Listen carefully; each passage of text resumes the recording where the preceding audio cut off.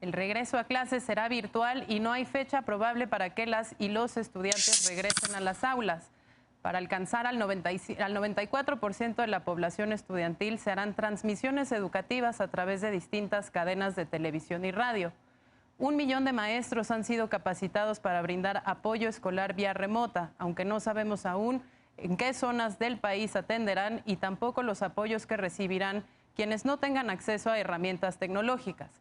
Según el Informe de Desarrollo Humano y COVID en México, la falta de acceso a la tecnología significa una reducción de oportunidades muy importante para mantener la continuidad educativa. El informe, elaborado por el Programa de Desarrollo de las Naciones Unidas, apunta que al menos 1.4 millones de estudiantes mexicanos de secundaria, bachillerato, estudios superiores y posgrado podrían suspender sus estudios el próximo ciclo escolar. Aunque es pronto para evaluar los efectos de la COVID-19 en nuestro país, según estimaciones de la SEP, por lo menos 800,000 estudiantes que terminaron la secundaria interrumpirán su educación.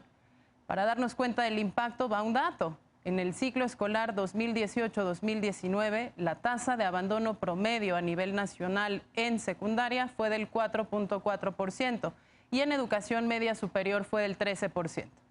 Y para el próximo ciclo escolar se calcula que la baja será del 15.5% tanto en educación secundaria como en bachillerato. El secretario general de las Naciones Unidas, Antonio Guterres, advirtió este martes que el cierre de las escuelas podría ocasionar una catástrofe generacional y minar décadas de progreso y exacerbar las desigualdades más arraigadas. ¿Cuál será el costo para nuestro país? ¿Las medidas anunciadas por el gobierno federal son suficientes? Eso es lo que vamos a debatir en este bloque. Mi querida Sara, empezamos contigo. ¿Cómo estás viendo tú este regreso a clases? Y quizás un poco para polemizar este bloque, 4 días de capacitación, según lo que anunciaba el secretario de Educación en la vespertina de esta tarde, ¿serán suficientes para darle a los maestros y padres de familia, así como a los alumnos y alumnas, las herramientas necesarias para iniciar un ciclo escolar por televisión?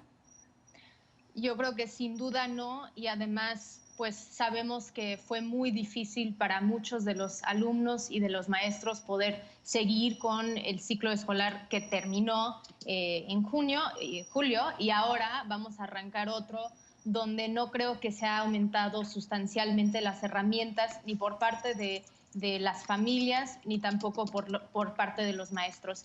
Y es difícil porque no sabemos tanto porque todo esto es nuevo, pero sí sabemos que hay ciertos estudios que han salido que demuestran que, por ejemplo, para niños menores de 11 años el contagio es mucho menor y entre ellos y cuando son más chiquitos es casi nulo, sino que los que están en riesgo serían los maestros si decidieran juntarse, ¿no? Y sí hay otros países que sí han decidido tomar esa decisión de sí empezar las escuelas, entendiendo que hacer el arranque económico, ¿no? Abrir parcialmente económicamente, también tiene que ir acompañado con escuelas, porque es sumamente difícil ser madre o padre y tener que seguir tu trabajo a distancia o no tener un ingreso y estar muy preocupado por cómo vas a vivir y además acompañar a tu hijo o hija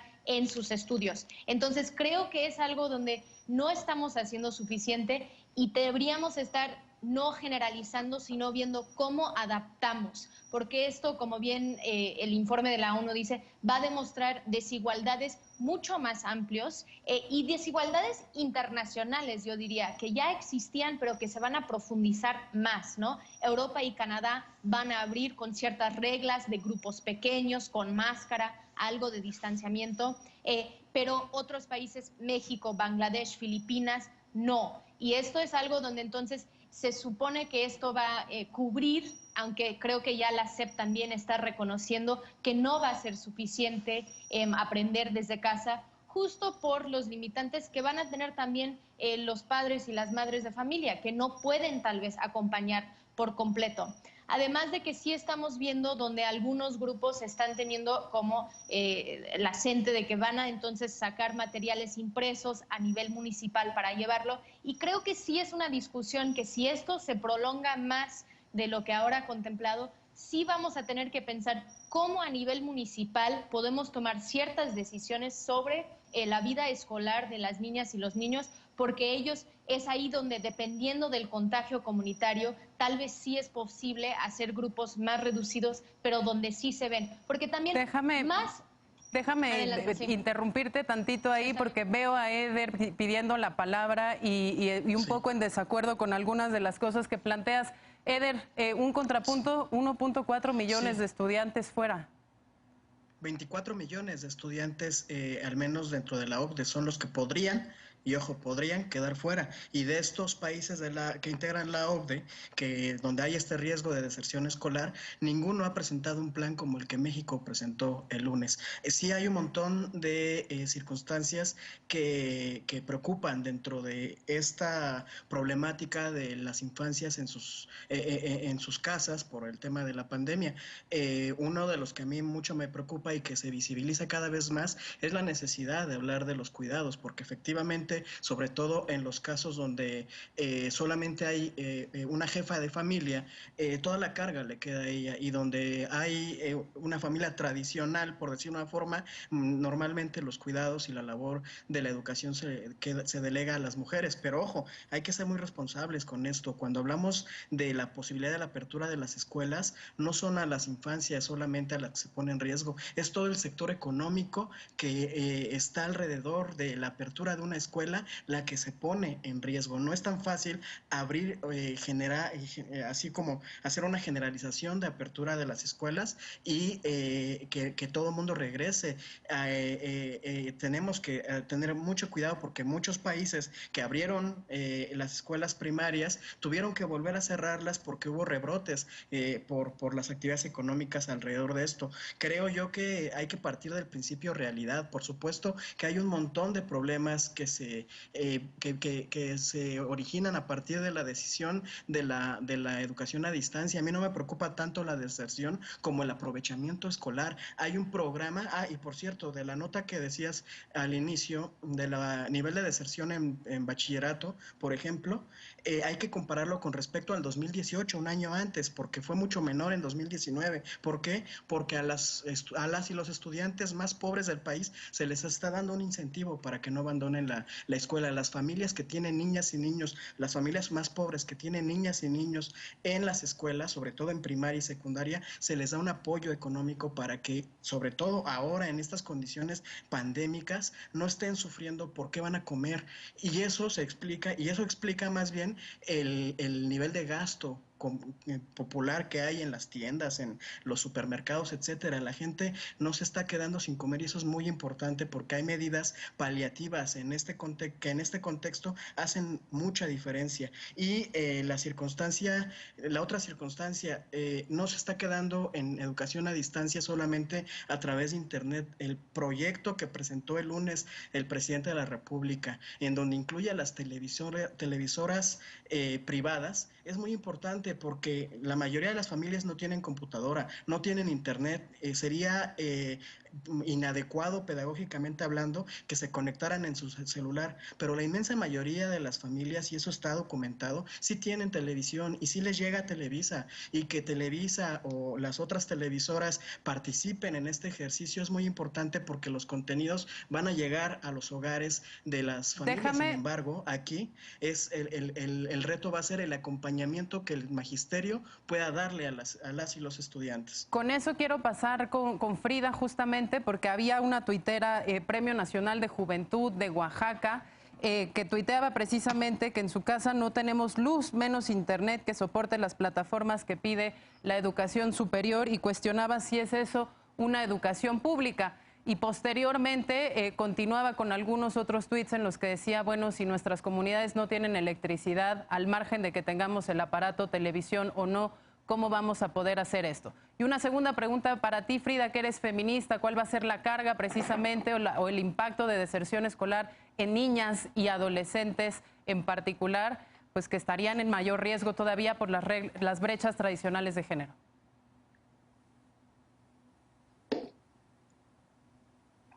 Se nos fue un poco, Frida, pero bueno, Martín, aplica lo mismo para ti. 450 millones de pesos, además, en el convenio con las televisoras, 15 pesos por alumno.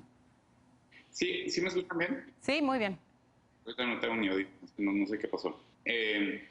A ver, yo lo primero que quiero resaltar, sí se me hace muy curioso, por no decir otra palabra, que estamos en los primeros días de agosto, vamos a empezar el ciclo escolar el 24 y apenas estamos hablando de cómo lo vamos a hacer. Si uno ve el canal de noticias o lee algún periódico de Estados Unidos y ve el debate en torno a la educación, es totalmente distinto, de una importancia mayúscula, que el presidente se ha tenido que posicionar, que hay miles de opiniones, de columnas, y que todos los puntos que han tocado ahorita, tanto Sara como Eder, pues son puntos muy importantes. O sea, ¿cómo haces un regreso a clases en medio de una pandemia cuyo virus todavía no acabamos de conocer? Entonces, este tono a mí lo que me delata es que realmente no nos importa mucho la educación, y eso dice mucho de la escala de valores que tenemos como país, ¿no? Eso. Ahora, en problemas concretos, yo podría rever lo que hice, porque si bien es cierto, lo de las televisoras creo que es una buena noticia, tiene algunas dificultades pedagógicas, pero lo que señalan los expertos es que se olvidó de anunciar alguna estrategia con las tecnologías de la información, de cómo esta coyuntura podría haber incentivado a que el gobierno invirtiera muchísimo más para cerrar la brecha digital. Esa fue una primera crítica.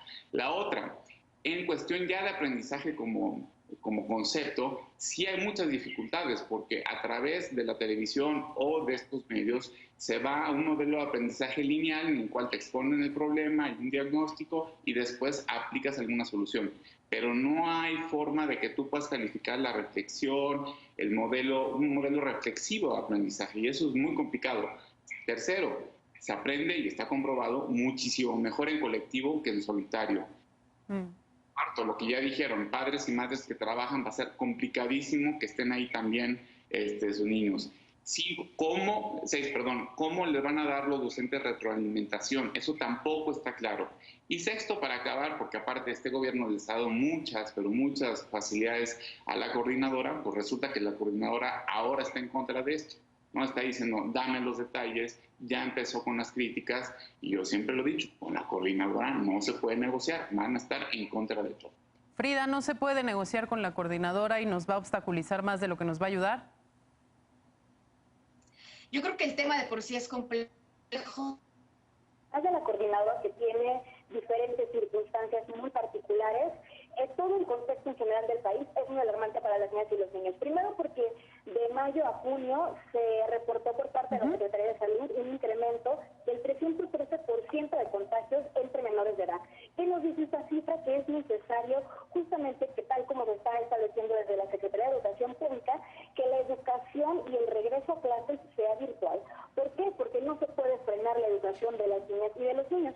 Hay que celebrar que por fin las televisoras públicas se involucren en un tema clave como es la educación, pero también poner el dedo en la llaga sobre qué tipo de alianzas se están realizando con televisoras como TV Azteca y con Ricardo Salinas Pliego, que ha sido pues bastante polémico en estas fechas por la forma en la que se ha mostrado sobre los temas de coronavirus. Y además de eso, poner la atención en tres puntos que creo fundamentales. El primero, la brecha digital. Hay una diferencia entre los que tienen computadora y las niñas y los niños que no lo tienen. Pero además de eso, está la diferencia entre quienes tienen luz, entre quienes tienen internet y entre quienes tienen ni siquiera el acceso a lo más básico, como es Ayutla, que tienen todavía un problema muy fuerte por el agua. Chihuahua, que también está peleando por el agua. Entonces, la deserción escolar de las niñas y los niños tiene mucha vinculación con el trabajo forzado infantil, que justamente se pone en el debate también en el tema del contexto de la crisis económica.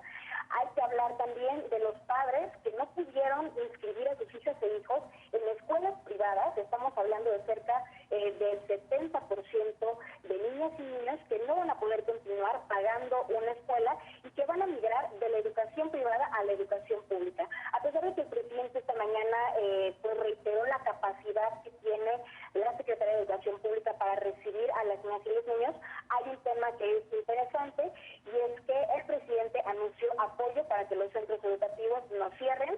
Se trata de 5.3 millones de alumnos que se encuentran en la educación privada, y por la reducción de los ingresos familiares, se les ha obligado a un cambio. Y el tema clave que también es cómo está integrada nuestra capacidad y nuestra red de escuelas públicas, que la educación básica tiene 20,000 escuelas y entre los 1.2 millones de profesores siempre se ha dado un llamado muy constante a la innovación, a la capacitación y por supuesto a nuevas formas de aprendizaje que en este momento ya no hay forma de oponerse. Es un momento en el que estamos entre la espada y la pared.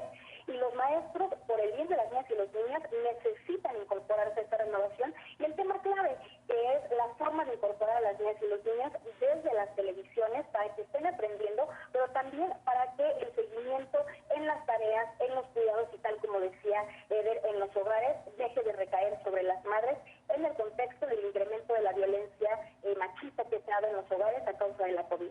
Buenísimo, pues se nos acaba el tiempo de este bloque, Eder. Sé que te quedaste con algo, 10 segundos.